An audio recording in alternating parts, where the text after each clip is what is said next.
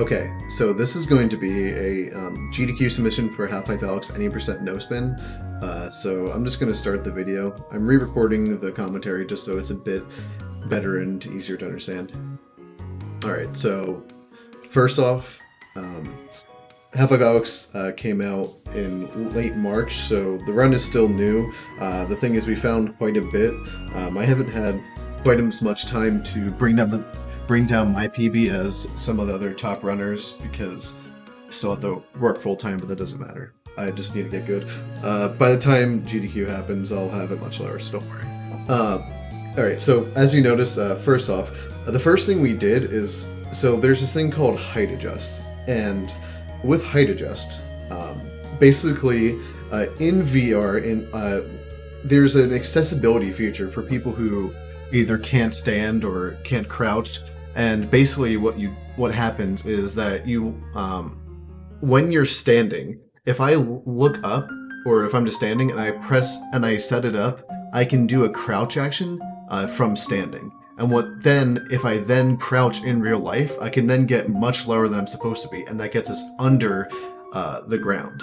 And then from there, if we just unpause while we do that, then we can move underground out of bounds. Then we stand back up and we unpause again, and then we can just teleport right back to, just as you saw at the very beginning there, we just went under it in no time. And then the rest was just very fast teleporting. This is, the first bit is very slow, so it's a good time to explain things like height adjust and some other things that you'll be seeing throughout the run. So the thing with Half-Life Alyx speedruns in general is that there's going to be a lot of abuse of things like height adjust, zipping, and some other things. The load times, if they're on SSDs, should only be around 10 seconds each, adding up to I think it's 5 to 7 minutes-ish for a good run. So basically, I'm going to have the estimate be around 42 minutes or 45 minutes, something like that, just because depending on the stream setup, it could be longer due to load times. Yeah, so here, there is another strategy to do this a bit faster. I haven't learned it quite yet, but basically this is just, we're waiting for the cutscene to finish, and then we're going to do a height adjust up instead of down, because previously we saw a height adjust down, so we went under the ground. Now here we're going to basically put our head into the floor, and then we're going to do a stand/jump action, and that's going to give us an insane amount of height, because when we do that, then we stand back up, we're now much higher. Then what we do is we put our hand against an invisible wall, pause, put our hand forward through it, and then we can teleport right through there. And then we do some really quick teleports over here, and we're just flying. Now we're going to do a small height adjust up here, because this just lets us teleport up here, skipping the ladder wait time. Then we're going to get on top of this and we're just going to teleport and then teleport again. That second teleporting past that bridge is faster than if we go there, because if we go over on top of that little bridge thing, we have to wait for a little cutscene thing to happen, but we've skipped so much that you actually won't see it happen, so it's basically we're just waiting for an invisible wall to get out of our way. And now we're going to have to wait about a minute or so, and there's this long cutscene waiting for, this is just a story stuff, and then we're going to be the main feature of Half-Life Alyx, the gravity gloves, which lets us, with our hands, just go and grab items arbitrarily. So I'm also going to turn down the music a little bit, just in case it's a bit too loud. Oh yeah, and sometimes, usually there's actually writing on this, but for some reason, if you do it in a specific way, sometimes it doesn't render what's supposed to be on this whiteboard. But yeah, this whiteboard works with the markers, so you can draw whatever you want. In this case, I just wrote my name and sub 30. So really, there's not much to say here. This would be a good place for donations quickly, because there's a good bit of downtime before we have to explain anything new. And then, so through here, we're just waiting a little bit longer. We're gonna have to grab the gravity gloves. Now, that's actually interesting, because to get the gravity gloves, usually you have to wait for this animation of both of these things to drop down, and then you put your hands in. but if you do it correctly, you can just constantly move your hands back and forth into it, and then you'll be able to get it a little bit faster.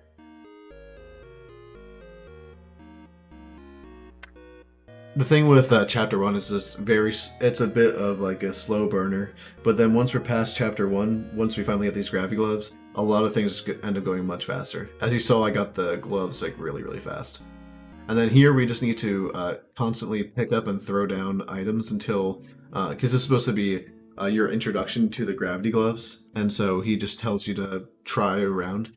So we just do that really quickly, and then we just wait here, grab the gun, and then we're gonna set up to shoot off the lock and then go into chapter 2.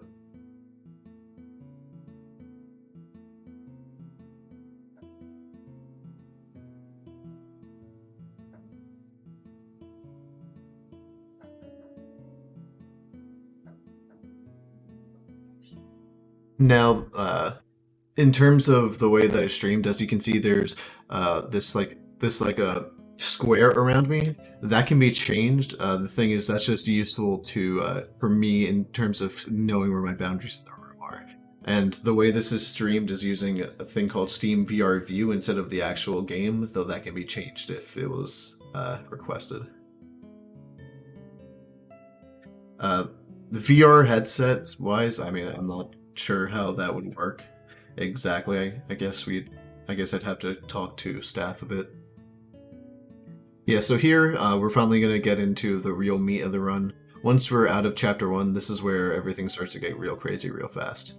There's a lot of things that happen quite fast, but it should be not too hard to explain the majority of it. So here we just wait until this door opens, and then what we're going to do is just teleport over, need to shoot open a lock.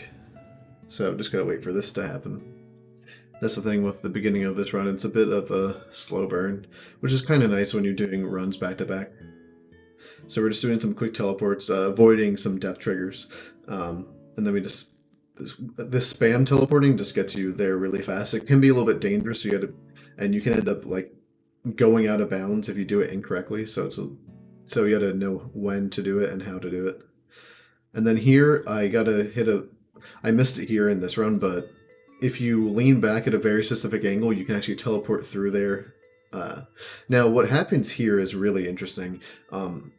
Basically, we do a height adjust down, like I explained earlier, and basically we want to just constantly... we need to get to the other side of this long vault, and the way that we do it is just basically by getting underground and then constantly...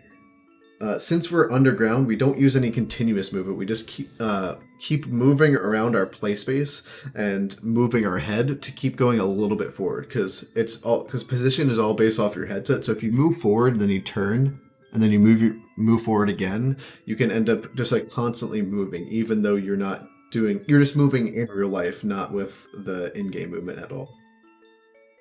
And that lets us just move like indefinitely underground. In this case, it's very easy there if you don't do it correctly to fall out of bounds into a void, but luckily enough, it's solid enough there that we can do it correctly. And there, that was just another quick height adjust down, and then we just get back up. That one's a bit more tight. Here, you want to shoot the head crab off specifically because you had to wait for him to die. And then here, there's a small little cutscene. You just gotta go as fast as possible through here. And it's preferable to get some ammo here, because you want to get the ammo in the beginning of the run so that for the rest of the run, you don't need to grab anything else.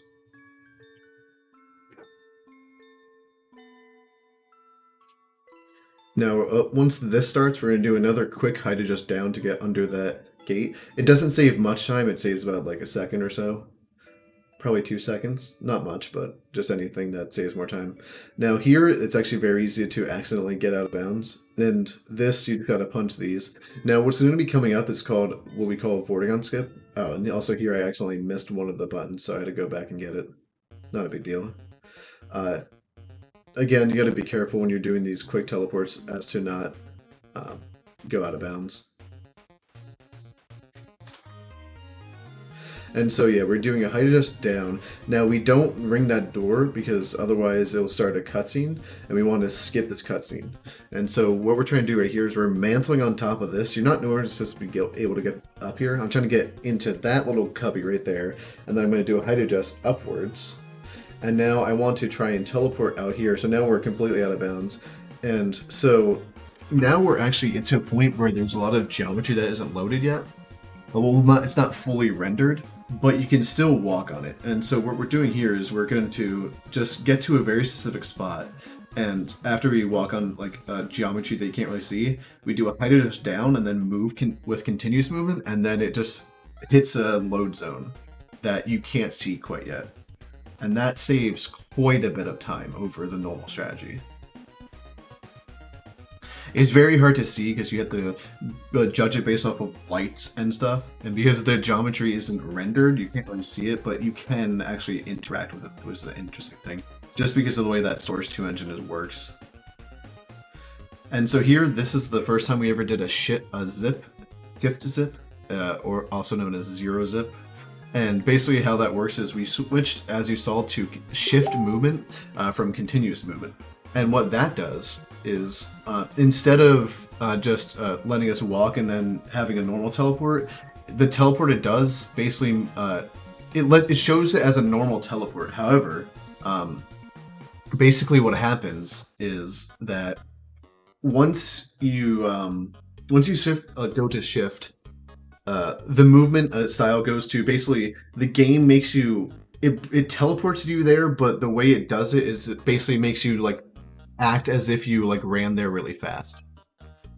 And because of that, if you do it really fast and you end up hitting up and down, like if you go up and down different elevations, then you can end up, the game just sort of freaks out and just brings you to 000 XYZ on the map. And if you do it correctly, in certain places it's really, really fast and can save you a lot of time. And then we had to do a bunch of out of bounds stuff there. But yeah. And that one, this zip is actually one of the most difficult ones, simply because it's a very tight range, because where we just landed, it just so happens that the load zone for to get to the next map is in the way to 000. But it's not actually at 000. So what we do is if we do the zip near that door right there, we'll end up passing through there on our way there. But once our headset enters that region, that's the only way it does. It checks to see if it should go to the next area. So then as long as we're in the correct spot, then it will bring us to the next map. Even though if we miss it, we'll end up going completely out of bounds and have to reset. So it is a bit difficult. It's very easy to just save right there and do it correctly. So it's pretty consistent, but it's a little bit more difficult than the others.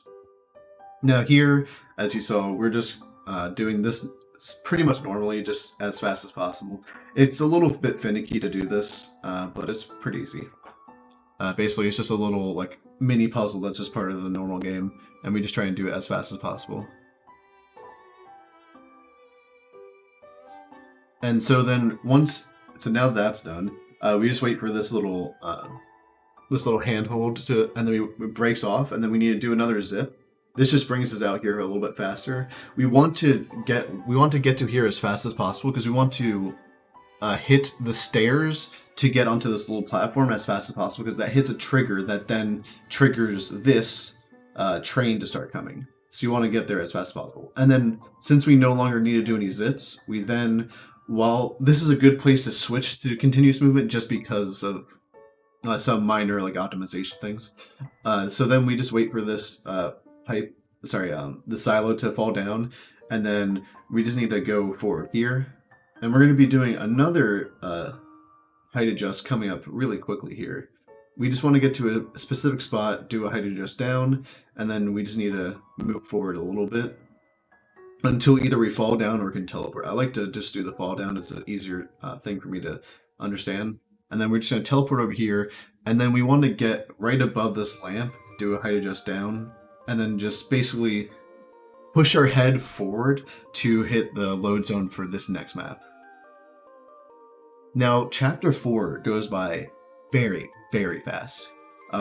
the only trick that you really need to do is just one singular, very easy height adjust down. So this goes by really fast. It's really just a matter of just a lot of fast teleports.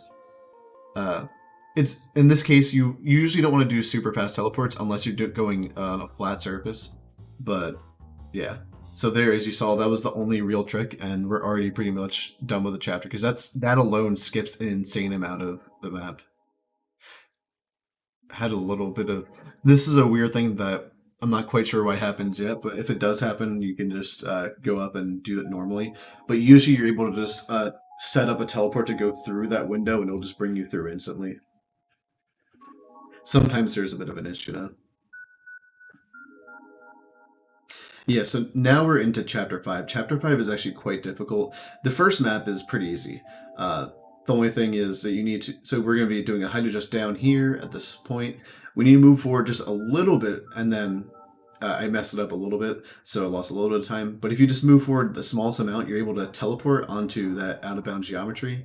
And then once we get over there, we want to fall into a very specific spot, and then walk forward in person, then pause, unpause while we crouch down, and we can just teleport right into that room.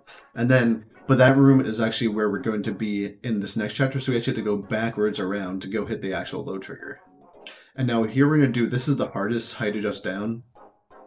The weird thing about this is just because there's so much geometry underground that you need to do some specific things with the height adjust to make it work properly. And then we're going to use this barrel just to get a little bit of height. You can also do a height adjust, but I find it a bit more consistent to do it this way, just because then you can get this easier teleport over here. Mess it up just a tad.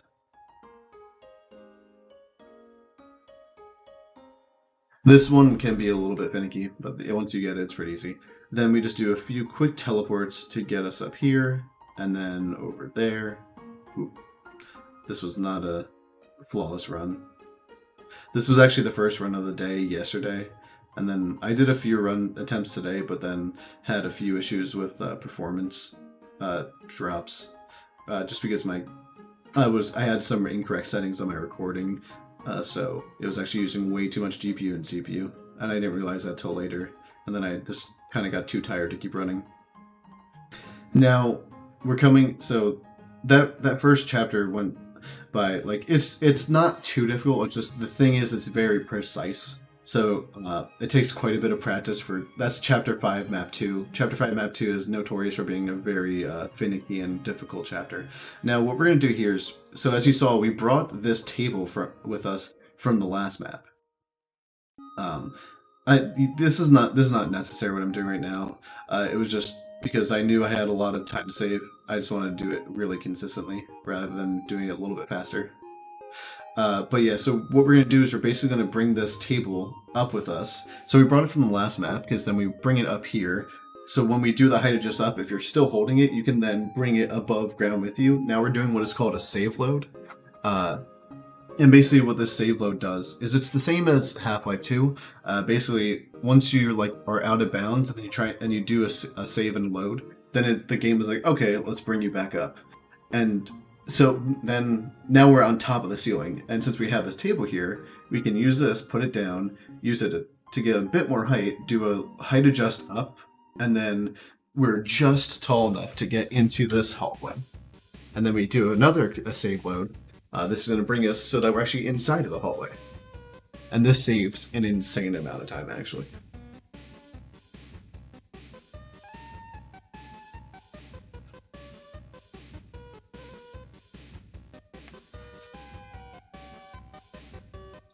And now here, once this comes back in, this is a weird thing. So this is a height adjust down, and then basically you can hit the trigger for the next map right there. The thing is, it's actually very easy because of the geometry and the level there out of bounds. It's very easy to fall down and die and lose time there, so it's a little bit more precise than it looks. But basically you just need to get a little bit forward just enough that you're hitting the trigger underneath of where we are currently. Now we're going to switch to shift movement because we need to do a zip. This one is pretty difficult because you need to, while you're zipping, teleport over into this area before you finish the zip. It's not too bad once you do it a few times though.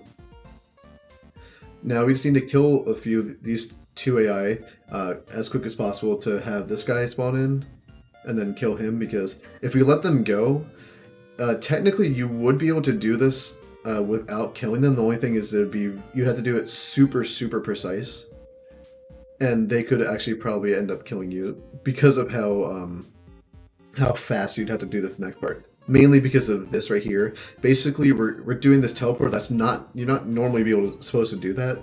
But basically, for some reason, when you stand up there and then you walk away from the wall, so that as if you're like floating in the air, for some reason, there's a very specific point where you can just barely make a teleport without it being a death trigger.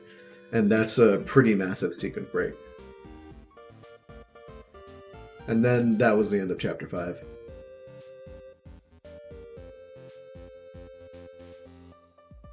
Now, this is Chapter 6. Chapter 6 is very easy. It's just, it's mostly just normal movement throughout, just trying to do it as optimally as possible. And then there is one little minor thing. Once we get into here, you can just teleport right over this gate, which saves just a little bit of time instead of continuous moving around. And also, if you notice with the ladders, if you just grab onto it and let go, then it just warps you up. That's just a thing that a lot of games do just to make ladders a bit more consistent. Now, what we did there is we brought an item over with us and started falling. If we fell all the way down, we would have died. Because we dropped it, it killed our movement, and then I just moved backwards to fall onto those boxes. If you do it more perfectly, then you completely stop moving, and then you can just teleport down and save a little bit more time. But basically, it's just a way to prevent yourself from dying, because normally you're not supposed to go down that way. And then we just do a quick height adjust under that gate, and then we just go and run up, and now we're in Chapter 7. Quite fast.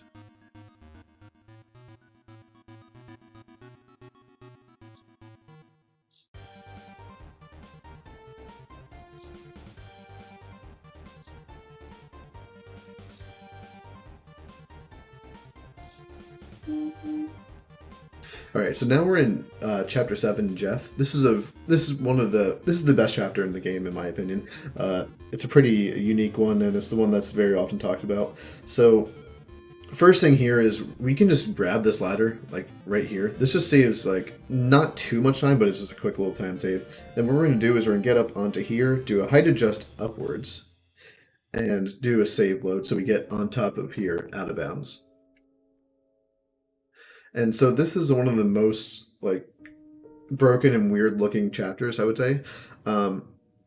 So once we get up here, once this is over, we're just going to be teleporting across a bunch of out of bounds geometry until we get to a specific part, and then we need to get back in bounds. So now that this starts, we just turn around.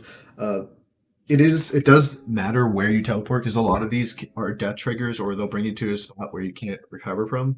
So this is just a route that we found. And then you just need to teleport on here, and then right onto here. You have to lean over if you notice my hand. Otherwise, it will mess up. Now over here, we just need to get on top of here. There's like some geometry you can't really see. And then that lets us teleport up to here. Then I unheight adjust, so I'm back to normal height. We fall into this little area, get to here, walk forward, and then pause to get back in bounds. And then we teleport in. This is normal gameplay. You just run into here and push this out of the way so you can keep going. So this is just playing normally. Okay, so what happens here is sometimes when you do a mantle while you do a teleport, it freaks out and tries to keep bringing you back. So what I do is just let go and let it warp me back to where I was. That just prevents me from messing up the rest of the run. Otherwise, it could end up being a soft block. And then for some reason, those are not supposed to be there. You're supposed to get them yourself. But because of the way that we skipped a lot of things, they just for some reason are there. And so I wait right there just to see him come in. We run up this ladder. We just come back in here to jump down and come back up, because it triggers a small thing and makes this skip go by a little bit faster. So then we just run back in as fast as possible. That guy is Jeff, the name of the chapter. Sometimes he ends up being a little weird like there, so we just teleport a little bit right past him. And we're going to need to trap him inside of a trash compactor. So then the entire gimmick of this chapter is that he can't see, but he can hear, and he spews out spores. So any noise you make, he can hear you. So, but it's also a liquored factory, and that means that you can break the bottles, and he hears it and goes towards it. And so we use that and lock him inside of there, and then we can finally get out of this area. Now we just had to wait for a few little triggers while we do this. This is just whatever. This is just designed to take time so that you can't do it without skipping. Because the entire point is to force you to do it by getting Jeff trapped in there. And now we wait a little bit, and then it lets us teleport in here. Because of us skipping every weapon, we also never get the flashlight. So normally it would trigger a flashlight in here, but because we skipped over that, we never got it. So it's a bit dark, but it's pretty easy to know where you're going once you have done it before. So now we're into chapter 8.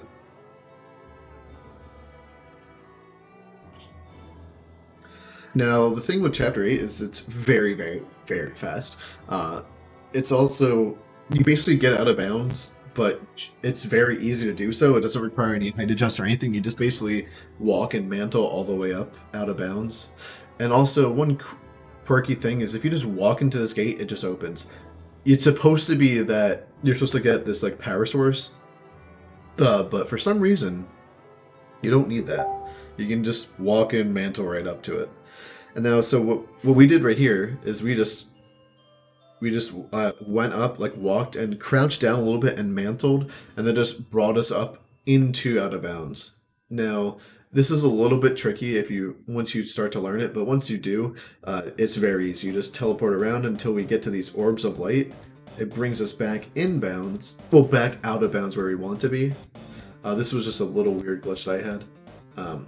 Come back over here, and then the thing I'm doing here is I'm going to the side. Because if you can hit the trigger from above, but if you're above, sometimes you'll actually lose your hands, like your actual in-game hands. They'll just be broken once you go to the next screen. So then it actually is a complete soft lock. But if you just go to the right to that little area there, then you're good.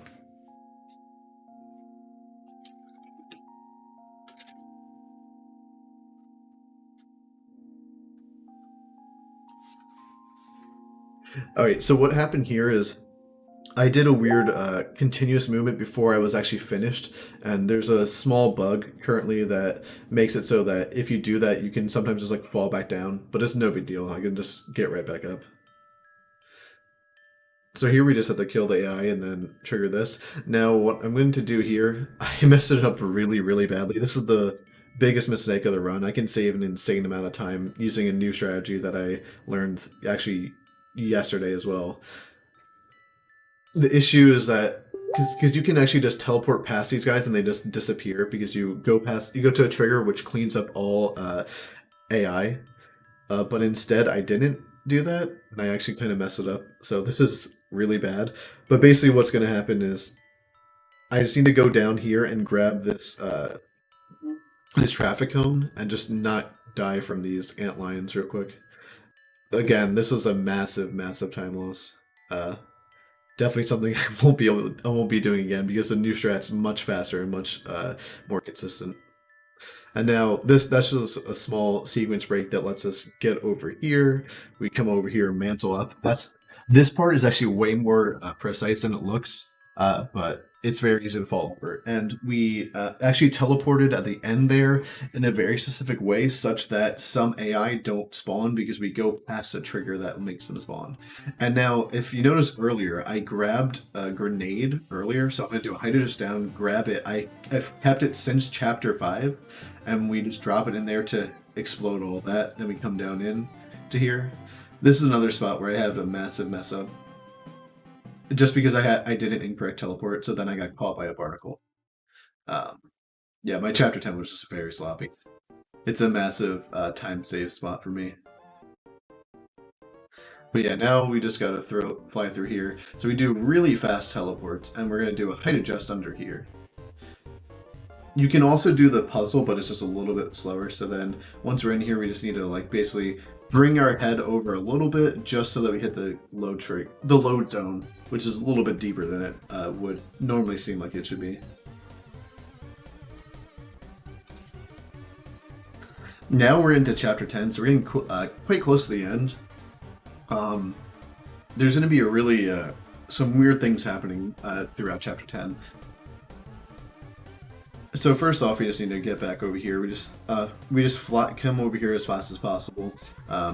I grabbed an extra pistol round just because I hadn't checked my ammo and I think I had accidentally used too much. So we do a height adjust up here. I kind of messed it up a little bit. Do a height adjust up. Then we're gonna do a save load, and this save load won't bring us actually like normally to like a place that you would think is useful. But the thing is, if you're looking in the right direction, it brings up just enough that we can then just move ourselves in real world, and then our hand is just far enough in that we can go and grab the ladder and bring us up. And then the game is like, oh, okay. And it just brings us out of bounds. Like, even though, so like right there, it's like, okay, we'll just bring you up normally. And then we don't unheight adjust. We just that allows us to be a little bit taller, such that we can get onto those pipes, and saves like 5 seconds. Now we need to kill these AI just because they're going to be in our way.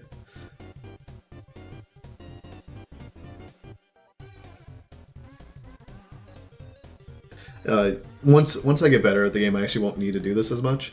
And now there's just a few little teleports that you need to get. They're very precise, but then I got hit by these two guys.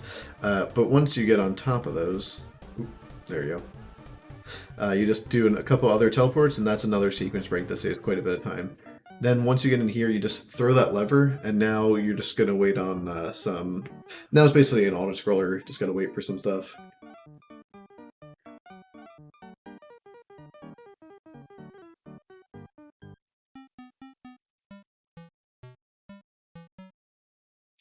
Yeah, so we're just going to be waiting here until there's some dialogue that happens here. Again, I just muted the audio just so I can have an easier and better explanation of the game here. So yeah, here you actually doesn't matter what you do here as long as you don't actually need to throw these levers. You just need to push at least one lever after a certain line is said. But it's pretty fun to just constantly do them.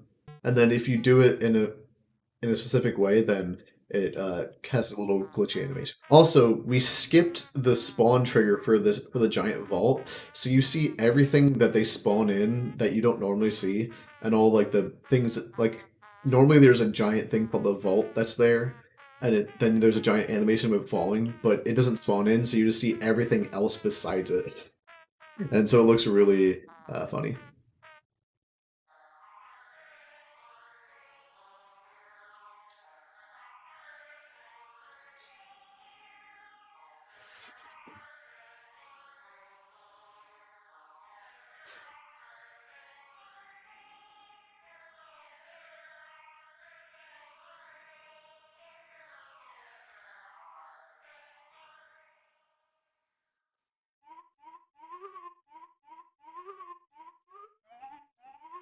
Alright, so what we did here is we went to a specific spot and did a save load under, a height adjust under, and now we're going to do sort of like what we did way back in the beginning of the run, where we just constantly move underground,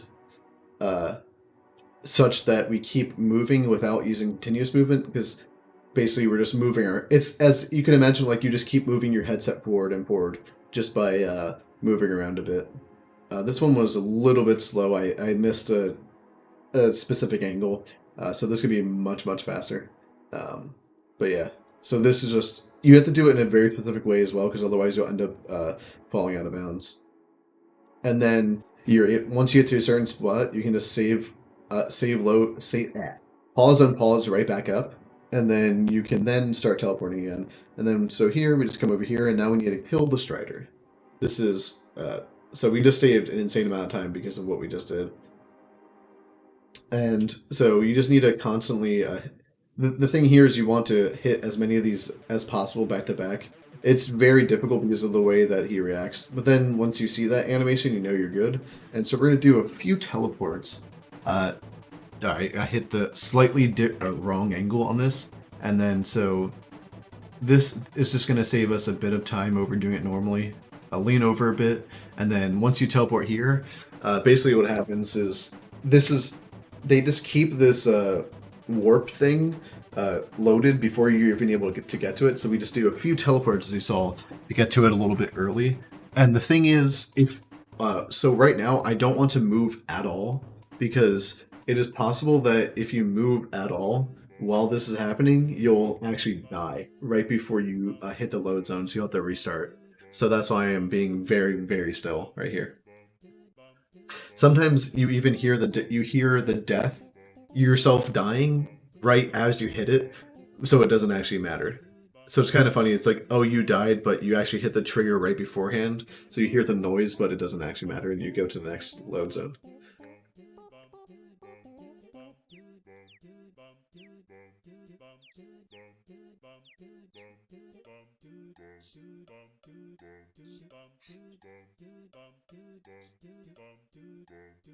Yeah, so here we're just shifting back to a shift movement real quick, so we can do the zip, and then we're gonna do a save load, and that just skips the entirety of the map.